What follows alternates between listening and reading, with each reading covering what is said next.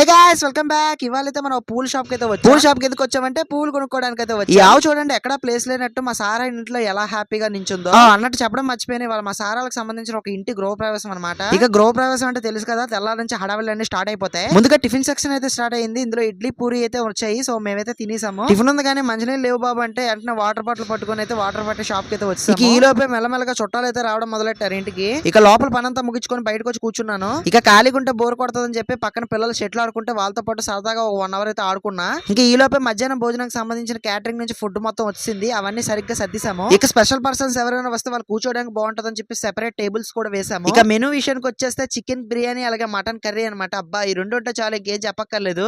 ఇంకా 4-5 రకాలు ఉన్నాయిలేండి, కానీ వీటి ముందు అవి కనబడవు. ఇంకా మధ్యాహ్నం భోజనాలు స్టార్ట్ అయిపోయి మా మిస్సెస్ ని కూడా తీసుకొచ్చి ఫుడ్ అయితే పెట్టేశాను అనమాట. ఇక మా పాప అయితే మా చేతిలో లేదనుకోకండి, అందరూ మా పాపను ఎత్తుకుని అటు ఇటు తిప్పుతున్నారు అనమాట. అందుకే పాపను వీడియో తీయలే. ఇంకెంత చేసి ఎంత మంచి బిర్యానీ పెట్టిన తర్వాత ఇల్లు చూపించబట్ట ఏం బాగుంటుంది చెప్పండి. ఇక ఇల్లు చూడండి, డబుల్ బెడ్రూమ్ ఫ్లాట్ అనమాట. చాలా అంటే చాలా బాగుంది ఇంటీరియర్ వర్క్ అయితే. ఈ ఇల్లు మా సార్ మా బావకి ఇచ్చిన గిఫ్ట్ అనమాట. సో అందుకే ఇల్లు దగ్గరుండి చేయించుకున్నాడు మా బావ వర్క్ మొత్తం. అందుకే లుక్ మాత్రం వేరే లెవెల్ వచ్చింది, మామూలుగా అంటే మామూలుగా లేదు. ఇంక ఇంటి ప్రైస్ అంటారా నాకైతే తెలీదు. ఆల్రెడీ వీడియో మీరు చూస్తున్నారు కదా, మీకు తెలిసే కింద కామెంట్ చేయండి. ఇక ఫైనల్ గా మా చిన్నారి తల్లి అయితే ఇదిగో పాప అందరూ ఎత్తుకునేసరికి పడుకుని పోయింది. ఇక మధ్యాహ్నం ఫంక్షన్ అయిపోగానే షాప్ కి అయితే మళ్ళీ వెళ్ళిపోయాం.